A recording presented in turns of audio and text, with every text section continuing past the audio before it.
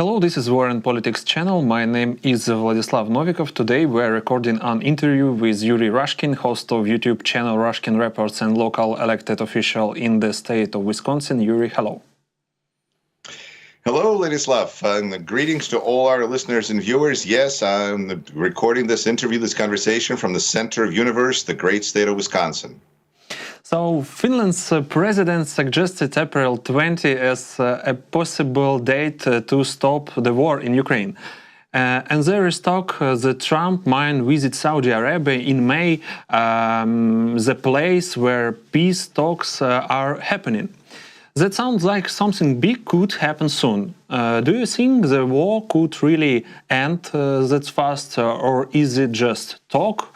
Especially since President Stubb said Trump is running out of patience with Russia. That is an interesting situation that we find ourselves in, because on one hand, it seems like there's a lot of information being thrown at us all the time. There's this person said that, and there's this visit to this place, and it may seem confusing at the time, but then at the same time, I think we start to see that a similar pattern emerges every time, where first we'll see Donald Trump say that he will fix the situation in 24 hours and everything is going to be done quickly. And then it turns out he has a plan. And then it turns out that 24 hours was more of a sarcastic statement, like a figure of speech, like a slam dunk. Not 24 hours early, although Russian speakers joke about just tell us when the 24 hours starts so that we would know. But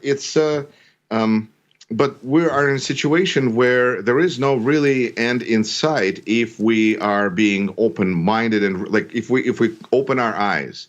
Because yes, we have politicians now speaking about peace, about ceasefires, about all those things that are so wonderful to hear. But reality is that Putin continues the war. Putin continues to attack Ukrainian cities and Ukrainian civilians and on and on. And yes, it makes President of the United States look kind of weak in this situation, because it seems like he's covering up for somebody who is not doing their part. And it may seem reasonable that under such circumstances, President of the United States would grow tired of this kind of behavior from this very recently our great adversary, Russia and Putin, but now potentially our best friend in the world. And so we see Trump criticize Putin. We all write about it. We talk about it. It seems like, oh my gosh, finally something. This is now Trump is really going to show Putin all of that stuff. And then a few hours later, we see how Trump walks back those statements every time. I don't know how many times the cycle has to repeat so that people go, let's see, how long is it going to take before, I don't know, he gets a call from Peskov and says, Donald, you can't do that. Come on, you're talking about Putin here. So I don't know what happened, if he just kind of, if this is a negotiation tactic. But it's important to acknowledge that even those strong worded statements about Putin, Trump is still trying to sit on the fence about how he feels. Like, if I will decide that this is Russia's fault, then there will be consequences. So Trump leaves his judgment as a prize. Do you want me to make my judgment this way or this way? Fight for my judgment. Fight for my support. Otherwise, he has no, apparently, morals that can direct him in any particular direction. Money, possibly, benefits. We see this with people all the time. But just a few make it so clear. In this situation, we can hope for a quick end to war. We need to hope for an end to war. We can't be hopeful for an endless. Who is hopeful for an endless war? Maybe China, for an endless war between Russia and Ukraine and the West and everybody, while China can sit back and enjoy all of this. right now we see, of course, that Baltic countries are actually nervous about peace because they're concerned that as soon as Russia stops losing people, what is it, 1,000 a day, a week, whatever, at a huge pace in Ukraine, then they will just redirect those troops to Baltic state borders. And that makes Baltic states very, very uncomfortable, uneasy. And it's an interesting realization that there are consequences to ceasefires as well. But the circumstances under which this is being done, we have to acknowledge Putin is still the same Putin he's been all his life. He is not following directions. He is not following agreements, follow-through on agreements. He is недоговороспособный. You can't make agreements with him. Mm-hmm. He is unagreeable with. The Russians have a great, like very long word for this. It's important that different leaders continue to speak to Trump and continue to remind him and show him the consequences of his actions and show him that, Ukraine is more willing to work with him than Russia, although it seems that Ukraine now is potentially, in Trump's opinion, walking away from the minerals deal. And if that is going to be the scenario, so I think there's some room for Ukrainian diplomacy to do some work. But in the end, it is Putin that breaks every agreement he has made. And he's counting on Trump to kind of swallow it. And whether President of the United States is willing to swallow insults from a Russian leader, well, I mean, it's, for me as an American, I find this whole thing is very insulting. Because we're Americans, we are looking, we know we're not Russia. We know that Russia is a weak country that wants to, just expand its territory and make life of everybody miserable. That's great. I mean, that's pretty blatant and clear for hundreds of years how they've been operating. But now, of course, we have a president who thinks that that is the right approach. And that means that Greenland, Canada could be, United States, and Ukraine could be part of Russia. And, I just came back from visiting Israel for the first time. And I think that Donald Trump looks at Gaza and Israel like Ukraine and Russia, and he thinks that Gaza belongs to Israel, and he, kind of the same way that Ukraine belongs to Russia. There's a very consistent worldview, so it doesn't make sense to call people crazy. They have an agenda that they're following through. It's just that we don't think it's a reasonable agenda, but calling it madness doesn't really help us. Trump doesn't have a plan. He has a direction. He has preferences. He has, things he'd like to see happen. And he would like to see the war in Ukraine, and so that Trump could have good relationship with Putin, and America could have even a better relationship with Russia. It is a plan that they're trying to make real, in part because I think Trump wants to be with Putin on Red Square on May 9th. And if Ukraine does not agree, or there is no ceasefire by then it seems like perception in the White House at the moment is that it would make a little more difficult going to Red Square on May 9th to celebrate the 80th anniversary of specifically the day that Russia, Soviet Union, pardon my French, Soviet Union signed a capitulation with Germany or vice versa, because the rest of the world knows World War II continued until Japan surrendered. But of course, this is a Russian-Soviet universe, and Donald Trump is willing to be a part of it, which is, again, so just embarrassingly just shameful. So with that in mind, there will be a date, but it's not going to be quick, and it's not going to be lasting because Putin is still there. And as long as Putin is going to be there, he will want to expand Russian territory. And unfortunately, there's a kind of opinion forming that even if Putin isn't there, Russia will continue to go in the same direction because it's kind of working. The country has been changed into a military structure. And now, well, let's just continue in that vein. It seems to be working okay from Russian point of view. I'm not going to say it's crazy because it's their logic. Just because I don't like it, I don't accept it, I reject it, it doesn't mean that I shouldn't look at it as somebody has a plan and they're executing this plan. And talks about soon war ending, all of this kind of stuff is a lot of fuzzy air and delusions and disinformation and wishful thinking. But reality is that Ukraine is not going to surrender to Russia. It just doesn't make sense for Ukrainians to do so. And it doesn't make sense for Europe to do so. So it's hard to imagine Ukraine capitulating to Russia like Donald Trump wishes it would. I think really coming back to the first 24 hours, Donald Trump thinks that if he was president of Ukraine, he'd make deal with Putin. Of course, he's so much smarter than Zelensky. And reasonable people in the mind of Donald Trump will make the deal that he wants to be made between Russia, Ukraine, because in Donald Trump's mind, this is reasonable. The fact is that there's reasonableness and the realism of the Trump administration, and there's also reality. And then reality is such that Ukraine can't surrender, and Ukraine can't accept capitulation on Trump, Putin, Musk's terms.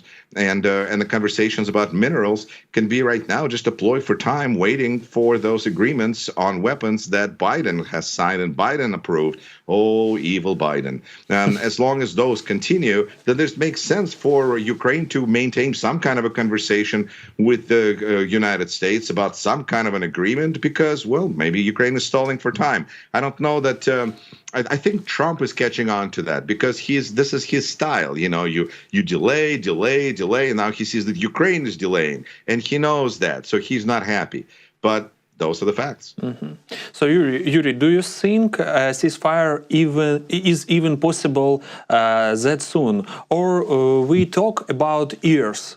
I mean, Putin keeps pushing the war forward, but that doesn't really line up with Trump's plan to stop it. It's true. I think Putin continues with his plans, and the fact that Trump would like them to change his plans means I think it appears very little to Vladimir Putin. The fact that, just wishes of anybody don't seem to matter to Vladimir Putin. Will Donald Trump get fed up? Will he get really upset to the point that he will not walk those comments back 2 hours later? We are yet to see. So far, well, yes, it is clear. He thinks, he has a vision that things should have been worked out by now. But reality is such that Putin doesn't follow through on agreements. So whether Donald Trump will at some point come to this realization or not, there are some arguments to be made that there's a path through which Donald Trump has let people go, in a sense that he feels that people eventually all betray him, eventually everybody turns on him, and so I guess why not Vladimir Putin? But it's a little hard to imagine considering the multi-decade relationship that Trump speaks of openly every day about Vladimir Putin and Donald Trump and that close relationship. I think you, Vladislav, have, I'm sure, friends that you've been friends with for a long, long time. And sometimes people say things, that are angry, that are frustrated. But, between friends, you can work it out, and then you have that multi-year relationship to have that bank account you've invested the feelings and emotions to rely on. Those guys will be fine. I think Donald Trump and Vladimir Putin will be friends, but I think that the problem is that Trump would like to be friends with Putin. But Putin doesn't really view Trump as equal. He looks down on Trump, and Trump looks up at Putin. It is so obvious. It is so clear. We observe it every time there's these interactions. And yet it is so horrendously horrific to imagine this scenario that we keep coming up with all sorts of explanations to explain why this is just bad, presidenting. Mm-hmm. Like if Donald Trump just doesn't know what he is doing, and that's why. I think he knows what he is doing too well, and he's basically destroying the American economy. This is where ceasefire and those kinds of conversations, I think that Ukraine has to decide for itself, and Ukraine no longer has the support of United States, but it has support of Americans who are, as we are dealing with our crisis over here, continue to support Ukraine, and Ukraine has support of people all over the world, from Canada to Europe to Australia to Japan, and we see that the result of all of these seemingly erratic actions by President of the United States are making Europe great again. This mega, which actually makes sense, it's actually a word.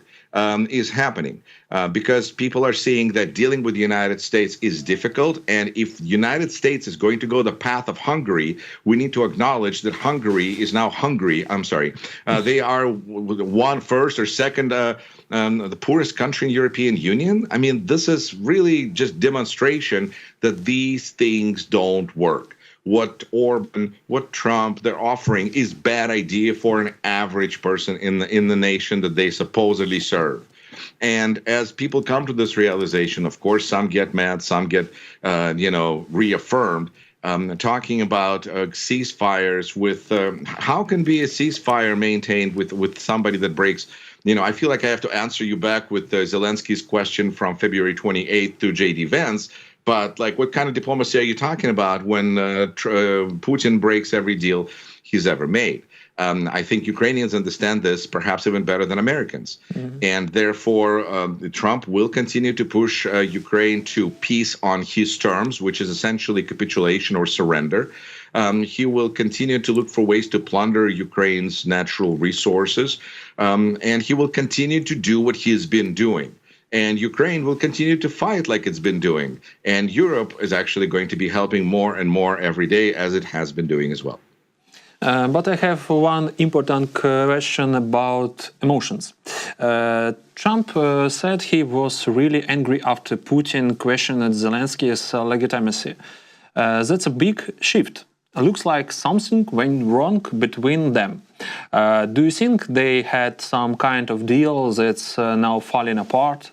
How long can Putin keep testing Trump's patience? And will Trump finally get tough on Putin like he's been tough on Ukraine this whole time?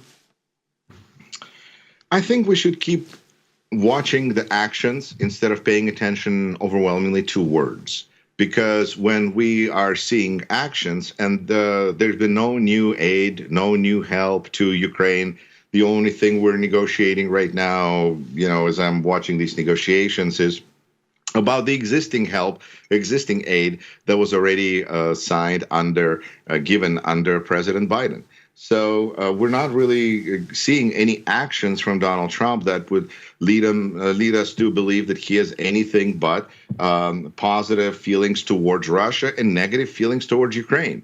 I know it's hard for Ukrainians to believe this, but Donald Trump doesn't really care for them very much. And he doesn't really care for things that matter in a democracy very much. He has a different worldview. And Vladimir Putin much better fits into this worldview, which actually is very familiar to Ukrainian listeners and viewers because it's the so-called Russian world, which they know, they understand, but they can't fathom that President of the United States can have the same amoral code that allows them to ignore all sorts of standards and all sorts of rules because he believes in personal relations and that kind of a personal, I can't call it personal ethic because there's some actual standards there.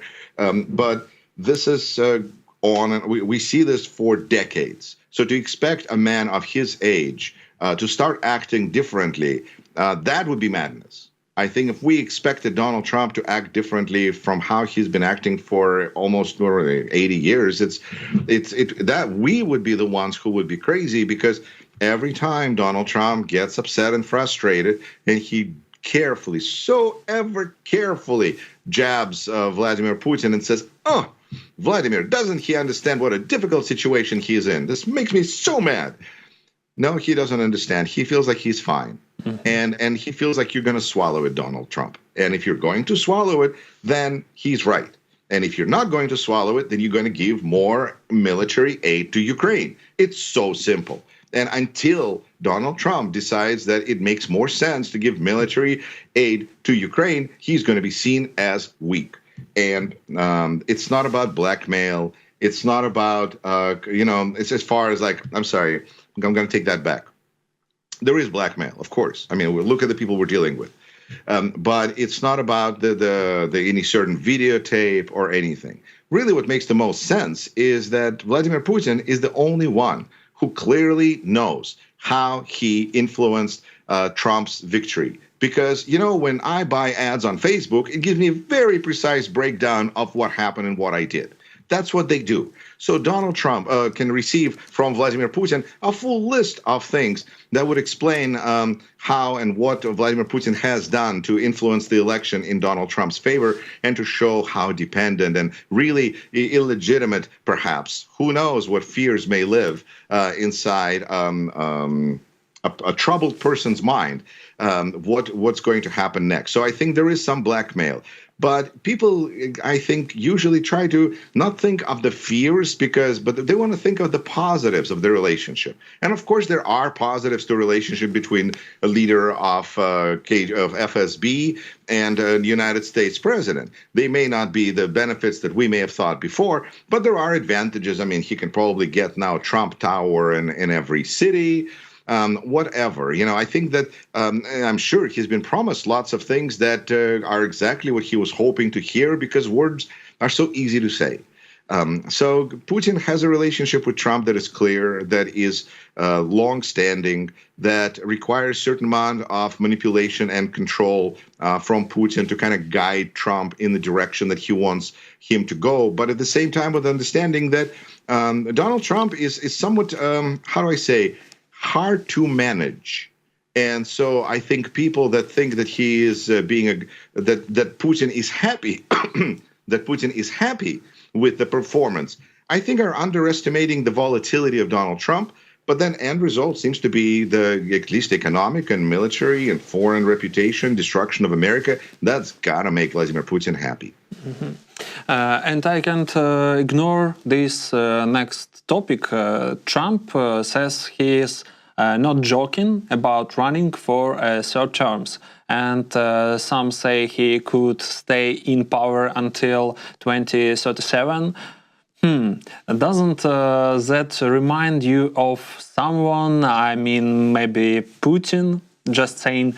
We were talk about this before, but I have to ask again. Is this what democracy looks like now? Does America need a version of democracy that looks more like Putin, Lukashenko, or even Kim Jong-un? I think that this is what democracy looks like. This is what we see when it's actually a slogan from Wisconsin protests, because when we occupied the Capitol in 2011, and there were crowds marching around the Capitol in Madison, and people were chanting, "This is what democracy looks like." It's a great ta ta ta ta ta ta ta ta. Works very well as a chant. I think that Americans are paying attention. Polls are showing that 70% of people are paying close attention or somewhat close attention to the news because they feel that it affects them, it affects their lives, it's interesting. And at least 25% of people apparently think that this is just entertaining, which I understand were logic some of the people that voted for Vladimir Zelensky, thinking that at least this will be entertaining. And similarly for Donald Trump in 2016 and now. So, I mean, there's entertainment factor seems to be interesting to a certain part of the voting public. And in the United States, that's right now seems to be about 25%. I go back to what Stephen Bannon said not that long ago, and that is that Donald Trump has to go for a third term, because otherwise, as soon as he leaves the White House, he's going to go to jail. And I thought about it, and I thought, well, he almost did. The only thing that stopped him from going to jail, really, was getting elected president. So it makes sense. It really makes sense why he would want to go for third term. Because if we go back to Russian example, which is relevant on some levels, although not too closely, but still, Putin gave power over to Medvedev, we may recall. Those that pay attention remember that Putin was term limited, so he gave power to Medvedev, and then Medvedev carefully handed the power back to Putin in 2012. And if this is, this is not necessarily a situation that Donald Trump has currently set up, but I think the only way for him to feel like he can walk away from being a three-term president is to be absolutely certain, either for the fact that he controls the elections either on some kind of a technical level or because he's so overwhelmingly popular that people will vote for whoever he appoints to be his replacement. And then and that will ensure his safety and stability, almost like a Boris Yeltsin style, I guess. So maybe in that sense. But even looking at what happened to Boris Yeltsin and his people over time, and I think even though Putin followed the agreement supposedly made with Yeltsin family when power was handed over to Putin, In the end, Russia still became a worse country, a more despotic, more authoritarian, country that's on the outskirts of the democratic society. That it's going to be a situation where people will have to decide that they like what Donald Trump is doing, and therefore they will reelect him or whoever he decides. Or people are thinking that they're not happy with what he's doing, and then he will either lose on election, or we saw those that saw movie Civil War, whereas I understand specifically president's desire to continue and violate the law. This way is what launched that Civil War in the movie. So who knows what's going to happen, but those are, I think, some of our most likely possibilities. Mm-hmm. I want to ask you about Trump's trade war. He says he's ready to slap tariffs on the whole world, not just 10 or 15 countries. He called it a way to bring back fairness. But the markets aren't exactly thanking him for it. Big money wants stability, and right now it's looking for that in Europe. So does Trump actually have plan about trade war? Trade wars are expensive, and so far it's Americans who are footing the bill. Do people feel that? Yes, we do. I think that people are feeling this, and it comes back to the fact that either you trust in Trump and you believe that this is all going to work out great, or you are very concerned and you're making all sorts of alternate plans, part of what's making Europe great again. People want stability. Markets want predictability. Donald Trump is neither. Donald Trump has 6 bankruptcies, which means that you write off all your debts and you walk away. So is he looking at a bankruptcy of the United States and he's going to walk away and say, well, I got out of the market at the right time?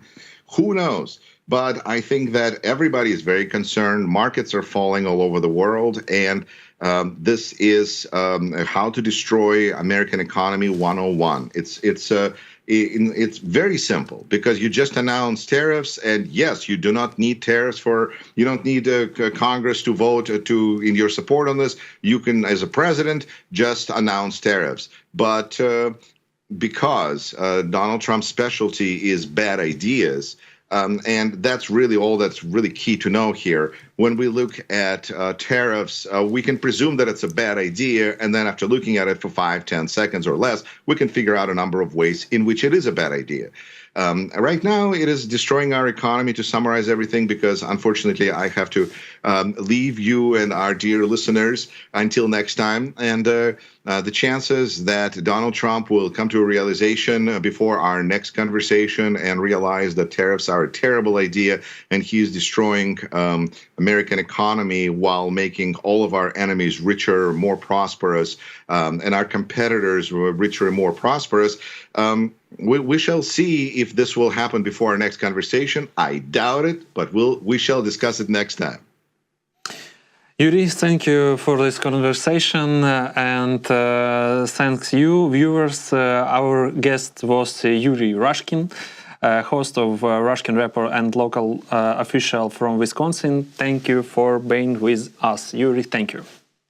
Absolutely, and I will just say I started with this, I should end with this, even though we're out of time. But Wisconsin, April 1st is going to be elections. If you live like me in Wisconsin and you haven't voted like me yet in Wisconsin, we need to vote, and of course we will vote in the election, and we will send a message to who? Elon Musk, that he doesn't own Wisconsin, that we, the voters, own our own state. See how that works? Thank you so much. Slava Ukraini.